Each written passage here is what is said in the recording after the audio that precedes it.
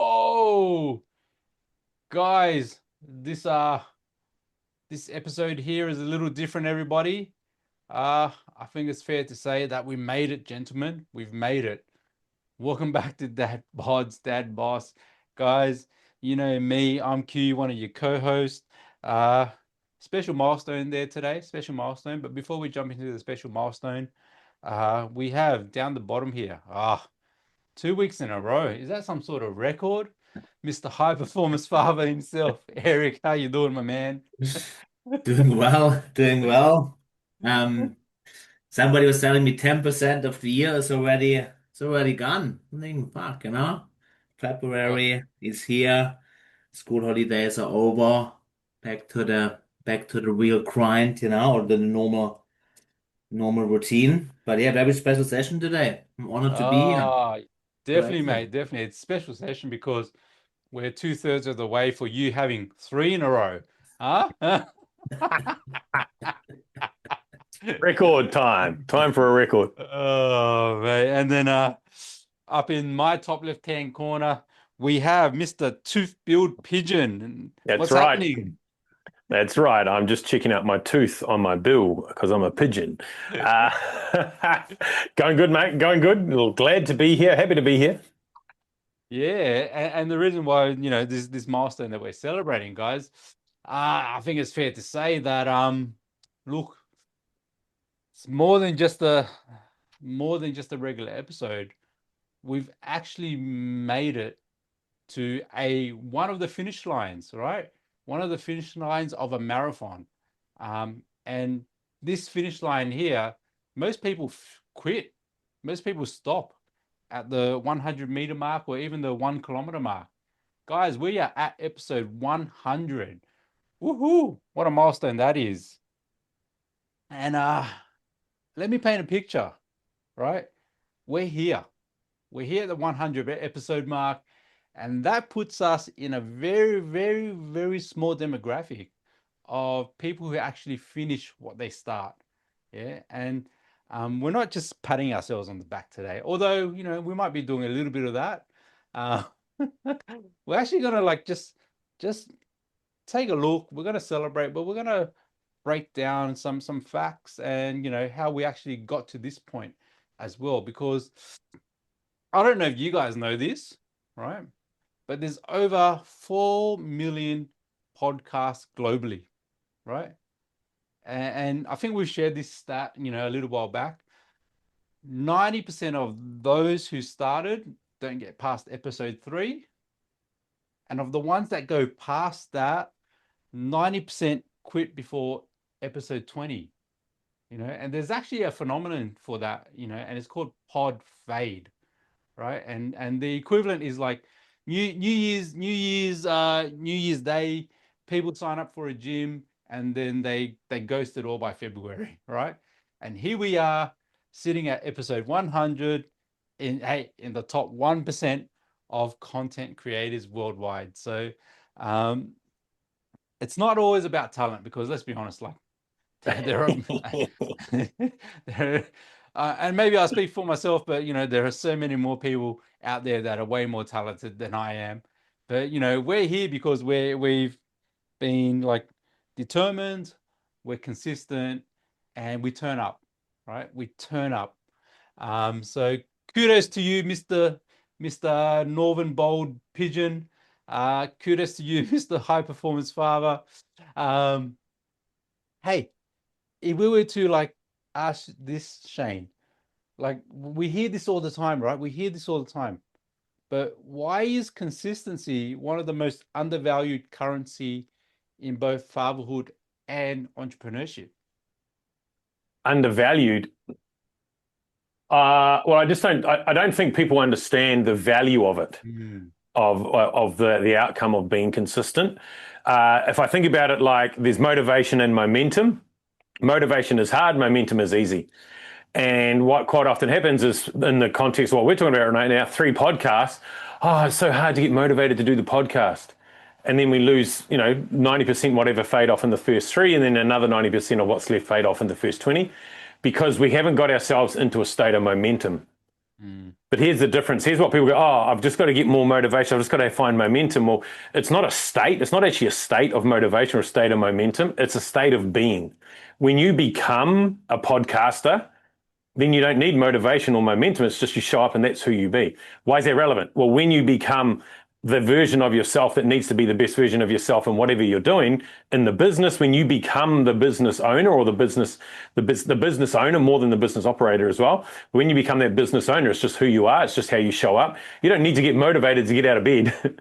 You just show up as that. And it's the same as being a dad. Like, you don't get motivated because you are a dad, because you identify as a dad. So if you want consistency in anything in your life right now, if you want to be an athlete, if you want to be a marathon runner or any kind of footy player or anything, identify as that.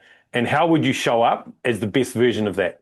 And when you do that, you don't need the state, you don't need the motivation, you don't need any of that. It's just who you are. And how does that all come? It comes from consistency of building yourself into that version of yourself. Quite often we go, oh, I'm going to do it. I'm going to do it. I'm going to step out and do it. This sounds like a good idea. And then we start doing it. Everyone who's played golf will know this before. I'm going to play golf. Going to go out. And then you hit the first 2 or 3 balls. You're like, oh my God, this is way harder than I thought it was going to be. And you think, you think you play 18 holes and 6 holes in, you're like, I'm done. I've had enough. Because you haven't decided that you will become a golf player. You're just dabbling. You're just playing. You're just having fun. And it's the same with people who, like in the coaching industry, they'll come in and go, oh, I'm going to try this coaching thing. And they'll dabble with it. They'll find it's a lot harder than they thought it was going to be. And now it's just a hobby. And now I don't get results out of it. And now next thing I'm frustrated that I've told everyone I'm going to be a coach. Now I'm back in a 9 to 5. And now I feel shameful. I feel resentment towards myself for telling all these things. And then I give up. And then I go into hiding because I didn't take on the identity of who I'm going to be. How do you take on the identity? You consistently show up until it just becomes a part of who you are. And consistency is the key there as well, which is so, so important. The last thing I say around that is success comes when you want it the least. It's on those hard days. If you think about it from a fitness aspect, you might go, oh, I'm going to run, if I'm going to train for a marathon, I'm going to run 5 days or 3 days a week. You guarantee on the second day, it's going to be pouring down with rain and freezing cold. And you're going to go, oh, I'll skip today. But when you do it, when you don't want to do it, when you're tired, when it's raining, when you're sore, that's when you get the most internal personal growth, which then creates the external physical growth, which you want as well. And it's the same as well. It's the same in business. As if you get knocked back a couple of times, you've had a couple of, bomb sales or whatever as a coach, or something's not quite going well in your business, whatever it is, you can either go, oh, I'm going to take a day off to reset myself. Or you go, you know what? Even though I feel like shit, even though I don't want to right now, I'm going to show up and do something, because that's when you'll get the most growth, because success comes when you want it the least. Yeah, 100%. So true, so true. And, as you said there, Shane, like once it becomes a part of your identity, then you're not seeking that external driver to get shit done, right? It just becomes who you are, and it's what you do, and this is how you operate. Mate, so true, so true. And this what Shane said there, guys, applies for like everything, not just business, but like, hey, you're gonna be a podcaster, like be a podcaster, right? If you want to get into media content creation or influencer, own that identity. YouTuber, own that identity. Don't just stop after one. You want to be a soccer player, be a soccer player. Do everything that encapsulates to be part of that, to be a part of it. Yes, so cool, so cool. Hey, Eric, for you on that same thing, right? If you were to look back on the last 100 episodes that we have been a part of, right? Was there a moment where you like thought to yourself, oh man, I'm over this shit. I want to quit. But more Every importantly, Monday. why didn't you? I'm being pressured. I'm being pressured to be here. I got things held against me now. I don't think no. I think it's more the time. It's actually similar to what like Shane said a bit, because we're all busy, right? Fuck, so it's a podcast and it is important, right? But then fuck, so got a busy day starting the week. We do it on a Monday now. I think that's more, what sometimes comes up, but then fuck, um, there is value, a lot of value of catching up to investing into our relationship and obviously giving value to those that listen to it. but then also just the identity, what changed it. So we started it. Let's follow through because we don't continue the podcast, we don't continue the gym routine, we don't continue, and then it becomes this snowball thing where we become a quitter and we're not following through with things. So I think that's a good lesson from because we talked about it before September 2023. That's when we had the first session, which is nearly 2.5 years ago. Yeah, crazy, So and showing up not perfect, I definitely missed a few sessions. Yeah, but you know, um, it's a good lesson for life, I believe. And then I got something on my whiteboard here, maybe lastly, that says, "How good can I get?" And consistency. Okay, how good can I get? Keep showing up.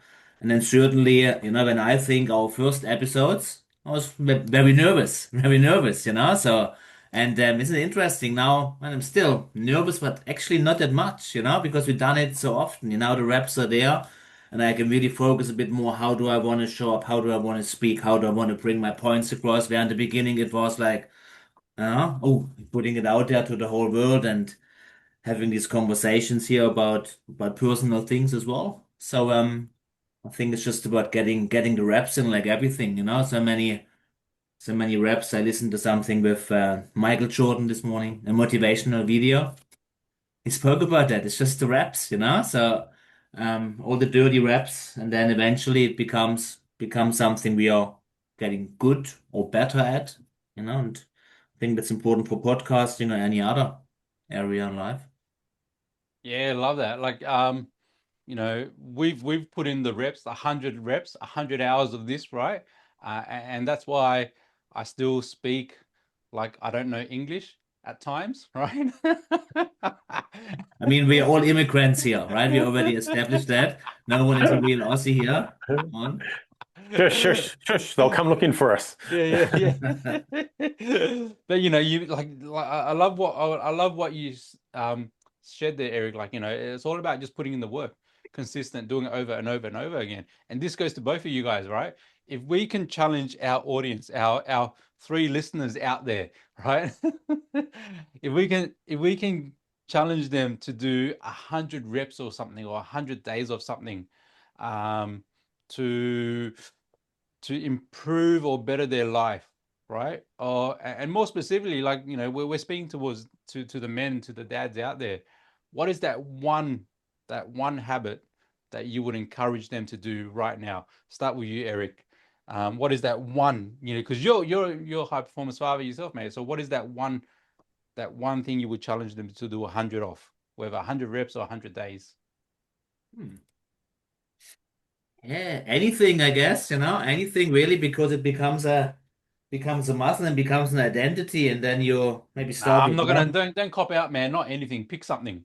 I don't know. Start your own podcast, or even like something simple, but something simple that is achievable but challenging. And if it's maybe walking or this, doing something physical. I think physical is really a good starting point if somebody would be in a very bad spot, doing something physical and then commit to 100 days of it, even if it's maybe a walk, that would be level one. Level two um would be maybe a workout, doing this for 100 days straight.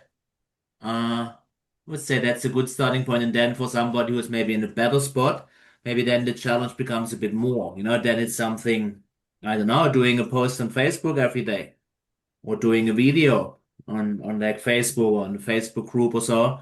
That's maybe then a bit next level for someone who's already doing pretty well. So how can I be better? Could be something in relationships as well. I think that's a good challenge, like I don't know, writing a post-it note. In HBF we're doing a lot of got this 21-day challenge that everyone is doing when they start, and it's like one of them is writing a post-it note of appreciation to someone. So simple, so simple, to just handwrite and either give it to the person or take a picture and like send it. Um, yeah, that's my thoughts. Cool, cool. So what I'm hearing is like Eric's just copping out, guys. Just do something, do anything, not too specific. Cop out.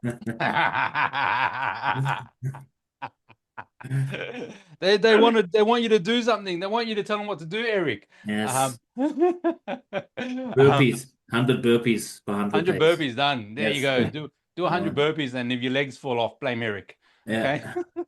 How about yourself, Shane? What's that one thing that you would encourage, either a dad or business owner out there to just put in the reps? I'm just checking my phone. I'm waiting for a photo of a note of appreciation from Eric. I haven't got it yet. Have you got yours, Wayne?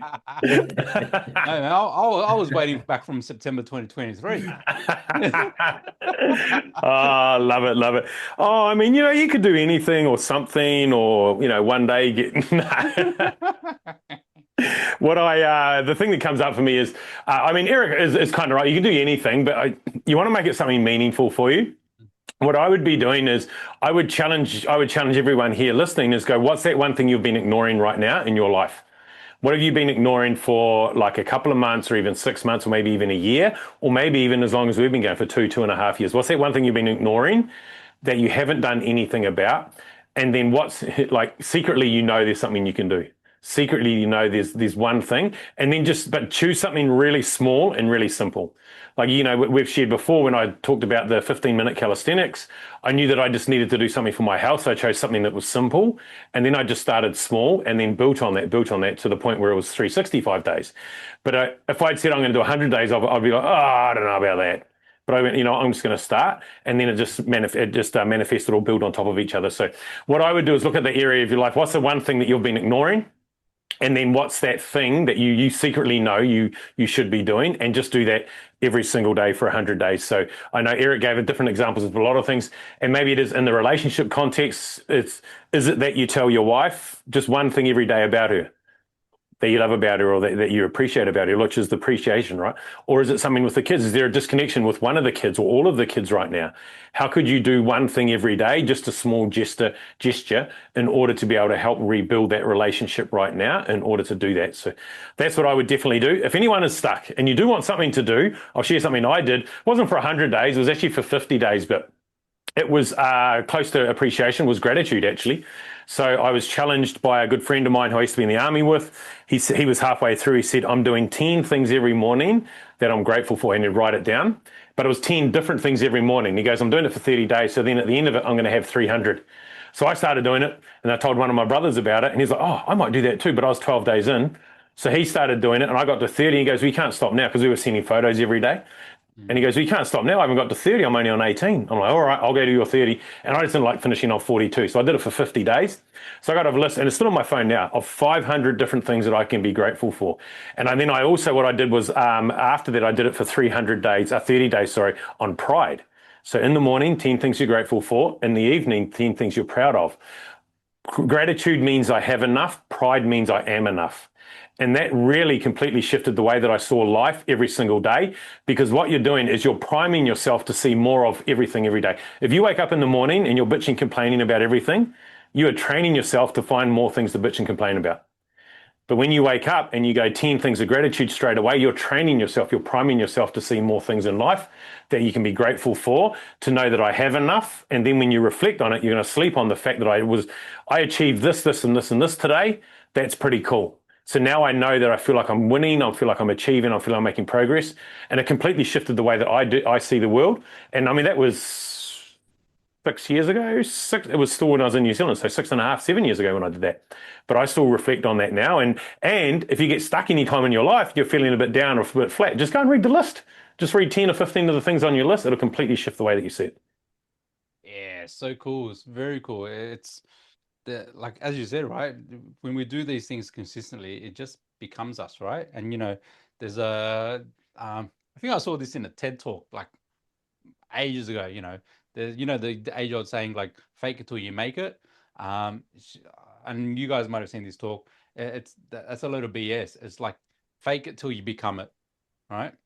And that is the thing that kind of like stuck with me. And so, like, hey, and so great example there, Shane. Love the examples. I was straight up and tell everyone to do this. Hey, dads out there, guys out there, just every day. And this was the thing that kind of like just shifted my perspective around like my whole physique and my body, and made me realize I was more capable. It's just start doing push-ups every day, right? Every day, just start off at 10, and then every day just increase the number of push-ups by 1 or 2, right? And then after 100 days, you'll be able to do more than 100 push-ups in one sitting, right? And then you'll realize, like, you go, holy shit, I got muscles where I didn't know muscles were able to do. And then you start to challenge yourself and go, oh, look, if I can do 100 push-ups, maybe I can start to do some chin-ups, right? Or maybe I can start to do a handstand. Or maybe I can just throw my kid up in the air and catch him again, right? Instead of dropping them. Yeah. So and because as you guys know, right, like your physical well-being plays an enormous role in your mental well-being. So once you start to have that trust in your physical body, then you will start to trust your your cognitive load as well, which was like that was like the game changer for me, by knowing that, hey, I can do like this amount of push-ups every day. And I think at my peak, I got up to like doing over 300 push-ups in one sitting, and I did that consistently for like 9 months every day until we went on a road trip. Curse you, road trip. Sounds like there was an excuse there to not follow through, Quang. Like, it's interesting that you don't need any equipment or anything to be able to do a press up. You can do it you can do it on the side of the road. You could do it in a caravan. You could do it in the back of the truck. Like, what's going on there, mate? Do we need to have a coaching session on this? Oh no, I've been found out.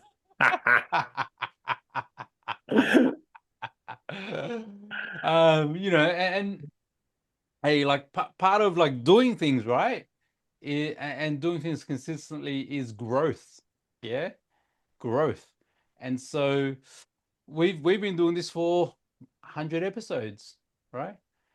Part of growth is also like just, hey, maybe admitting that when we first started, what we talked about was complete rubbish, or we were just idiots chatting around, not knowing what we're doing. If you could reflect on, if you could reflect on, like, maybe right back at the start, like, how did you feel when we first started? And maybe, like, was there anything that you probably said that upon reflection, you were like, yeah, that was a bit of that advice probably wouldn't fly today. Shane, hit you up first, mate. You're testing the memory, mate. You're testing the memory. I mean, I don't know if there's anything, nothing comes to mind of anything that I said that maybe wouldn't be good advice now. What I would think about is it was relevant advice at the time based on what I knew and the information that I had available. But the good thing is, I guess, that we've evolved and grown, so our conversations have evolved and grown, and it's a lot more natural now. Like, I think about when we first started, it was very scripted. There was like Quang quite often had the questions written out, and we're like, okay, what's the next question? And our answers were probably very robotic as well, because it was new and we were a little bit nervous and stuff like that. But even now, like, we could show up now and just go, I haven't actually researched the questions. What should we talk about? And we've done that. I mean, we've done that either as peers or as all three of us, right? So, but the reason I talk about that is it's the same with everything that we do. Initially, it's going to be clunky and it's going to feel awkward and uncomfortable. But the consistency of just showing up and doing it means that you become that. So now we become, dare I say it, we become podcasters. Okay. But now we can just show up and do it off the cuff, because we've done it so many times. And it's the same thing. If you want to link it back to dad bods, dad boss, relationships, health, and business, it's about just showing up. And initially it's going to be clunky, but as long as you keep at it and you keep working through it on a consistent basis, it'll become just who you are. And then it'll be more natural. And then you'll be able to just show up as a better person. Nailed it. How about you, Eric? Hit you up, my man. Yeah, I think I was perfect from episode 1. Perfectly absent. Perfectly absent. Come on. Yeah, so always showed up, amazing. But yeah, I would say, like I said before, definitely nervous in the beginning, and I guess like everything, we want to like kind of be professional or whatever, and now it's a bit more of a flow and a bit more authentic and real. I think I guess that's my journey anyways over the last years, to be real. Maybe there's some as personal stuff that I shared, with my mom and just stuff, it's just, I don't think just listening to it, but, but then could I have done it? Could I? Yeah. Maybe that's looking back now.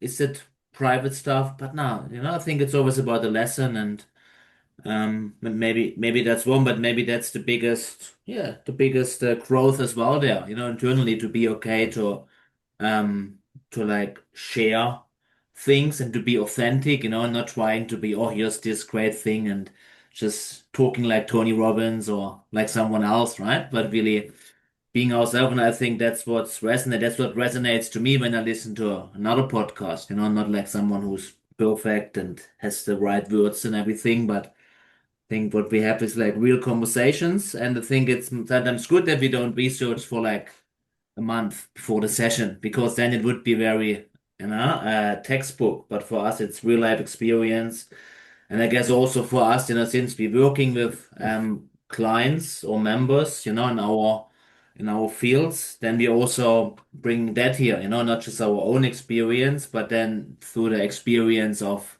our members or clients, and sharing that. And I forgot the question, but yeah, I think we learned a lot. We have learned a lot. We have learned a lot. But from that experience, we're still learning how to listen as well. But more importantly, how to keep it in our brain.